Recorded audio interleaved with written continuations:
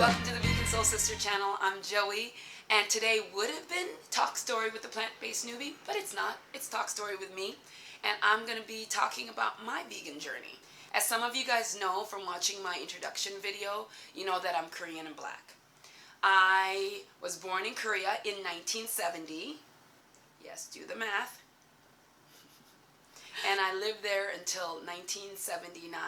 So that first part of my life was pretty vegan. I remember lots of rice. I remember tofu and kimchi, of course. Those were the main staples. And in fact, in my adoption paperwork, it talks about my diet, and it says I ate a little bowl of rice a couple of times a day. So there was a segment of my life where I think I wasn't eating enough, probably, which signals my later issues with food. But yeah, rice heavy. And I'm not quite sure where this was, but it was kind of an outdoor setting where people would buy food, but it didn't really feel like a restaurant. But we were sitting outside, and the first image that I have are like these dogs kind of around. I'm having this feeling like, they killed the dog. So there were dogs, and then all of a sudden they were dead. They were being cooked. And that was it. I don't remember anything else. I don't know how I remember it or how I recall it because my original language is in Korean. So some of my memory, it doesn't quite translate because I don't speak Korean now. And that's due to some sort of mental block that's happening for me. But that feeling of, like that sadness and knowing very clearly that I didn't want any part of it was what was happening. My Korean mother, I would not say she is a warm person or was a warm person. Like, I don't remember moments of like snuggling or feeling loved by her or anything like that. But I do remember a couple of moments. One at a restaurant. Being black in Korea in the 70s is not a beautiful thing. Lots of issues of racism, but also feeling like my mom gave me like I have to figure it out. I have to deal with it. So there wasn't a lot of time for like woohoo sadness or anything like that. But there was physical violence, and there was just absolute discrimination that I know that I was dealing with, and I can't even imagine like how like little Joey dealt with all those things, but she did. So it might have been related to that. But one particular day, I must have been extra sad or extra something, and she ordered. This was at a restaurant. She ordered warm milk and put sugar in it and stirred it up and gave it to me. And that moment of, it was like being like wrapped up in a big warm blanket hug. It really made me feel love. And we talked about that in Buffy's story of, you know, her grandfather buying her a candy bar every day after school. So that's what I thought of when she was talking about that. Is like, yeah, I do remember that warm hug. And then I was adopted. In 1979, I went from an orphanage in Seoul, Korea, to Spring Grove, Minnesota.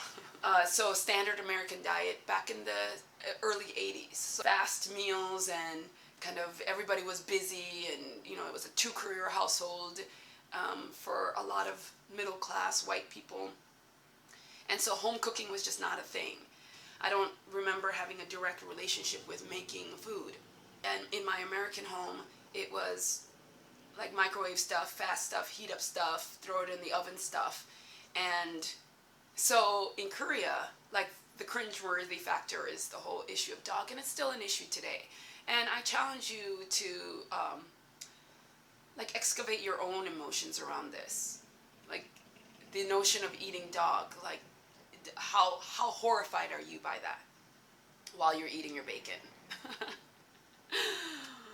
or your veal, or just like how is one any worse than the other? But our superior white brain thinking, yes, I said white brain thinking, allows us to believe that one is worse than another. I mean, it's just so stupid and crazy to me. Because then I come into a middle class, very middle class home where they're eating shit like liverwurst. You know what that is? It's like mashed up livers of animal with chunks of veal in it. Yeah, I just found out. Veal, that's baby cows that have been ripped out from their moms so that we can drink the milk. They're locked up in a crate so they can't move, so their muscles don't ever develop and they're tender. And then we chop them up and serve it as like high-end shit, and then put chunks of it in this thing called liverwurst. Okay, talk about memory.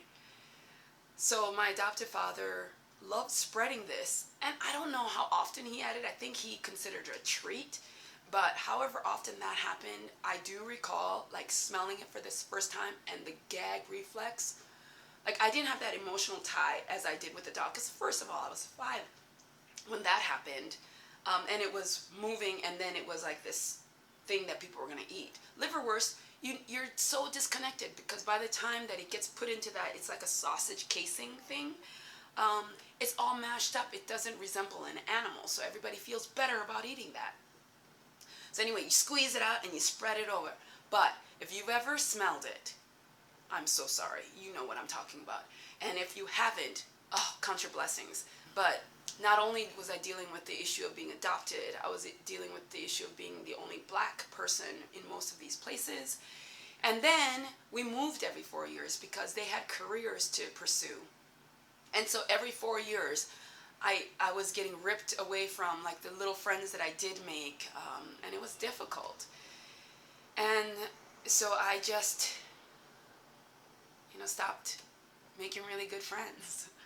And then the whole issue of Meredith, thinking that I was fat and inviting me to Weight Watchers, made me develop this bizarre relationship with food. And so there was a period of time, high school years, that I just totally binged out on eating. I was just like, okay, fuck it. Shove all the food into my mouth. Whatever it is, just shove it into my mouth.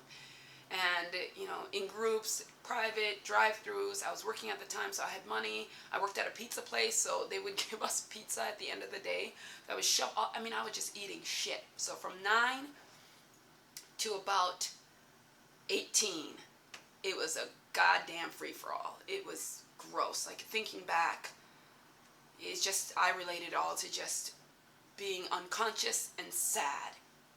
That's where so many of us are, unconscious and sad. August 8th, 1988. And so 8/8/88, yeah? What were you guys doing 8/8/88? Most of you weren't even alive. Whatever. We were in the Cascade Mountains in Washington. I was on staff, and one of the other staff girls, we were eating one day, and she says, I wonder how long we can go without eating meat.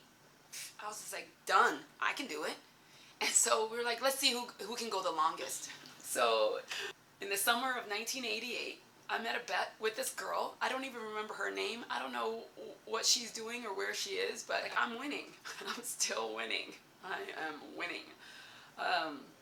So I became a vegetarian in 1988.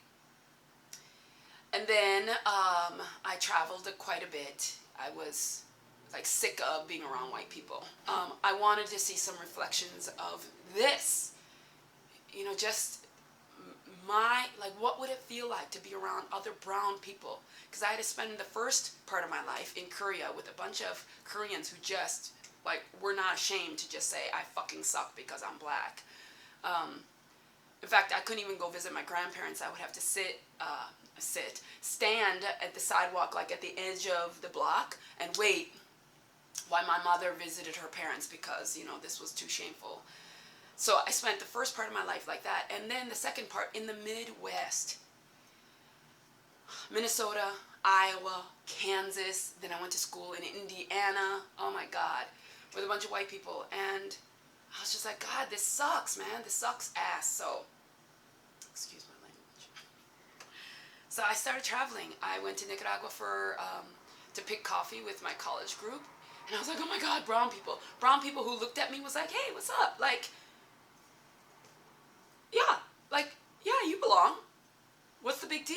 And I'd never ever felt that before. So I was like, I need more of this. So then I had an opportunity to go to Kenya, and I went to Kenya and lived there for about 6 months. And it was interesting because I was still a vegetarian at the time. And we had to tell our host family that it was because I was sick, because everybody kept going, what do you mean you don't eat meat? What? And I lived with a Kikuyu family where some of the traditional, like in the villages still, where they would like puncture the cow and drink the blood mixed in with some of the milk. I mean, yeah, like some traditions, I know you saw from my previous interviews with my plant-based newbies, that some of the things that people tell me, I'm still like shocked. And I've experienced these things and I get still like, it's so crazy to me. So that's like the people who I was hanging out with, so the idea of not eating it on by choice was just kind of odd. So we just told them that, I had this sickness that I couldn't eat it. So I ate a lot of dal and chapati. It was awesome. Like they really like, and there was a lot of vegan options anyway. It's just that I didn't have the meat portion. And then I met a boy, as all good stories go. I met a boy, and he was in the Marines, my first love. And I had to go back to school, and he was getting reassigned to El Salvador. So I went back to school to Indiana, and he went to El Salvador, and we wrote a lot. And this was not in the cell phone days or easy communication days. And so I wrote letters. I baked cookies and sent it to him. Like I was in love. And then for Christmas, we decided to meet in Jamaica so that we could see each other for a couple weeks. And then I ended up living in Jamaica for 2.5 years. So when I moved to Jamaica, there's a lot of Rastas there. I found this Ital like shack that cooked the best food, but it was like really disgusting to get there. You had to cross over like open drainage stuff, and like it was dusty, and you kind of made your way down, and then this little shack where all these old Rastas would be just talking and cooking all day. It was cool. And so I was just like, yeah, I don't need any meat or dairy. And then some other stuff went down where I ended up fasting for 40 days. No lie, 40 days. Nothing but water. And at the beginning, I had some broth, like veggie broth. And then towards the end, nothing, just water. I lost, I think, about 20, 25, I don't know, possibly 30 pounds in a month. I was passing out towards the end. Like all of a sudden, I'd come to and I'd be on the ground. It was terrible. So for a month, I went on this fast. And again, it's because of my competitive nature. One of the girls, I joined a reggae band, another story. They were talking about, oh yeah, I fasted for 40 days. I was like, I can do that. And the other girl was just like, yeah, I didn't make it. I was like, I can make it. So I did, and I did. But you know what's, even in the starvation, they do starvation research and stuff. They say it's so horrible. Like, there's a point where your brain is just consumed with thoughts of food, looking at food, talking about food, describing food, thinking about your future food, thinking about your past food. And I can attest to that. Every waking moment, I was consumed with the thought of food. Like after, I would say about 20 days. It was crazy. I do not recommend it. And the first food I did eat, can you guys guess? Popcorn and French fries. And I could eat like maybe 3 kernels of popcorn and maybe 1 or 2 bites of the French fries, and I was just done. So from there, I got some, it was just, like, it was a rough time, man. I ran out of money. I didn't know where. I was living in this little hotel room where they had a couple of avocado trees and it was in season. And I had no money to buy food after this, so I would pick avocados, line them up against my windowsill, and like wait for them to ripen. And so for a couple of weeks, even thereafter, all I was eating was avocados. So I was like vegan, not by choice at this moment, because I think I would have eaten whatever. Then I had a baby. I moved back to the mainland, and I went back to Minnesota. That's where my adopted family was at the time. And we had been not in communication for several years. And I chose to go back because I didn't want my son, who is now 22, I didn't want him to grow up with just me. Like, I didn't feel equipped. And so I wanted him to be around some sort of extended family, no matter what that looked like. Found a partner, and we had 2 more babies. And I ended up being a single parent. And at that point, I'd been a vegan for a couple of years, so my kids were vegans at birth, and it just became too hard. I was a single mom, and I was working full-time. I took out a second mortgage on my house so I could pay for them to go to a Montessori school. So I was just like trying to, look the part, like do the shit right. But even back then, there was not a lot of packaged, like, we're going to help you out and put healthy foods into packages that are vegan for you. No, that was not happening back then. So I made and then I also was not educating myself on the dairy industry either, so I didn't have that information like the way we have it now. And so it was easy for me to go, all right, let me just become a vegetarian. So I raised my kids as vegetarians, and it was not easy. That's one of the things that a lot of the plant-based newbie community, we talk about that a lot. How do you usher in your family into this lifestyle? And for me, it was having my why really clear. I was not going to eat an animal. Like, putting a dead body into my body was just not an option, and I knew that from a kid. So if it's not an option for me, why in the hell would it be an option for my kids? Right? But that meant packing lunches. Like, I've been packing lunches for 20 some odd years. Packing lunches, letting folks know, explaining, bringing, providing, like all the things that you guys know. I was doing that for me and 3 kids. We didn't eat a lot of dairy because it just doesn't make me feel good.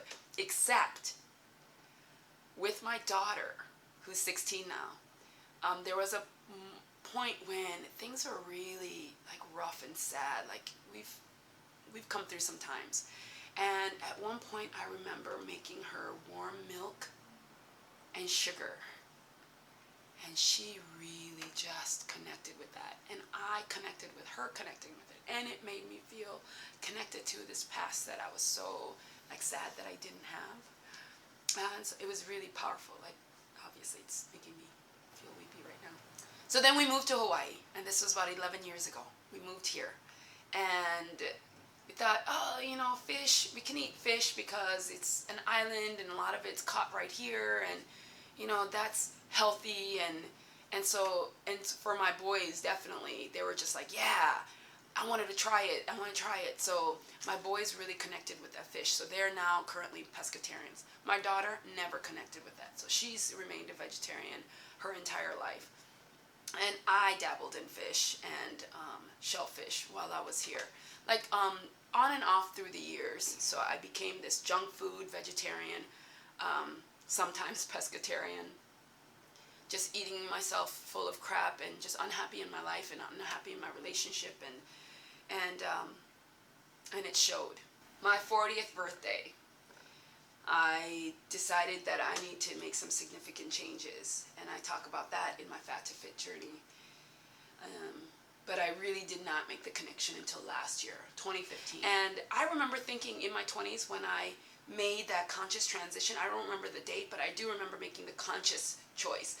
I'm going to stop being a vegan. I can't cook like this all the time and become a vegetarian. But I also remember going, when my kids are bigger, I'm coming back to this. I remember making that deal with myself. It was in the summer, like June is when I first met with my trainer. So as I was looking at her eye to eye, it clicked for me.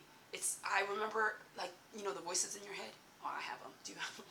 The voice in my head was like, Joey, you said you were going to become a vegan when your kids are old enough. They're old enough. Easy as that. I didn't need baby steps. But what I did need was a community. One of the things that bothers me is wherever I traveled, you can always find that group. And if you're a part of it, you know it. If you're not a part of it and you're looking on, you know it. That group of white, usually young, traveling viruses. Oh God, that was harsh, I know.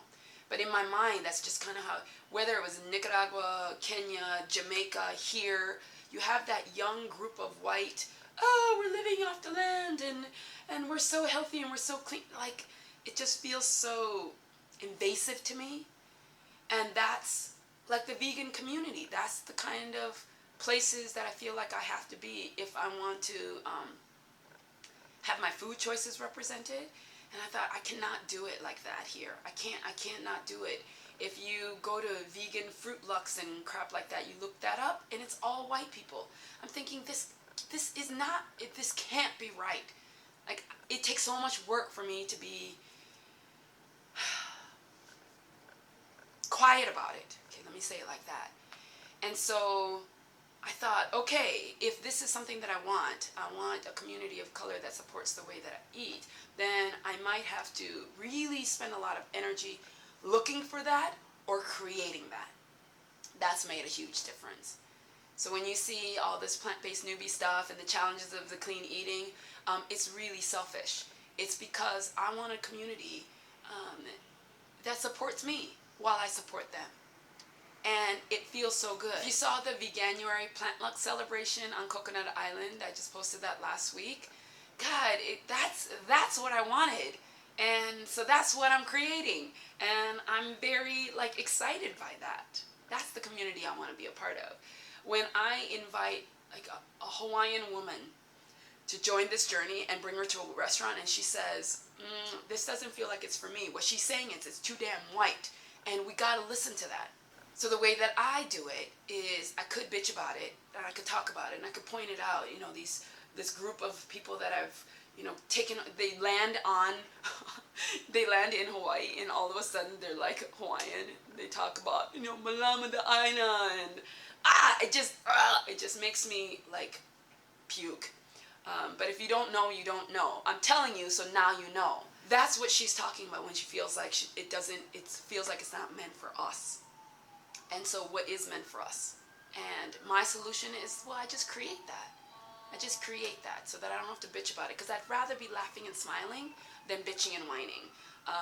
And believe me, there are plenty of things to bitch and whine about. And there's some changes that need to happen with y'all. And if you're a part of the y'all, you need to make some changes within those communities.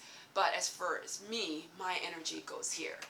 To creating a vegan community that supports each other, that is well represented by different races, skin colors, cultures, food stories, ages, so that we can really feel at home in this diversity. So 2015 has been just a beautiful year for me. Lots of trials and tribulations, like lots of crap, because I have my own personal stuff and family stuff and household stuff that I've been dealing with, and it's been hugely painful.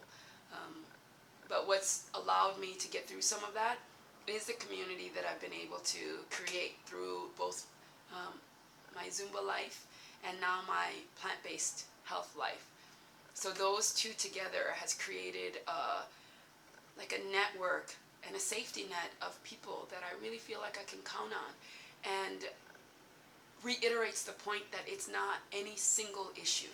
It's like if you can holistically connect to your body, to your mind, to your community, do your best. Like every day, just do your best to address those or feel plugged in or to bring somebody else along or to ask for that support. Like that holistic approach to life is what makes life beautiful, and it is what makes me feel connected. That disconnection I felt forever and ever and ever, all of a sudden it feels like it can be healed just like that, through some of these choices. Like it doesn't feel hard for me right now at all to eat the way that I eat and to work out the way that I work out, because I've plugged into a greater community. And if you're struggling with your vegan journey or your plant-based journey, or you're looking to make any significant life changes, I really encourage you to find your support, find your why, like why are you doing it, why do you need it, and then find your community to connect with, to plug into. That's made all the difference for me, and I think it makes all the difference for a lot of people, and I bet you it'll make a difference for you. Please let me know below if you have any questions or thoughts or comments, or if you want my supports or idea, or if you just want to talk story about it. More than happy to do that with you. And I wish you the best in your plant-based journey, and I wish you well as you pass this along to your family and friends. Thank you for hanging out with me. Cause you win some, you lose some. But if you learn your lesson, you ain't lose none. I faced a lot of tests, but I ain't lose one. I faced a lot of tests, but I ain't lose once. Cause you win some, you lose some. But if you learn your lesson, you ain't lose none.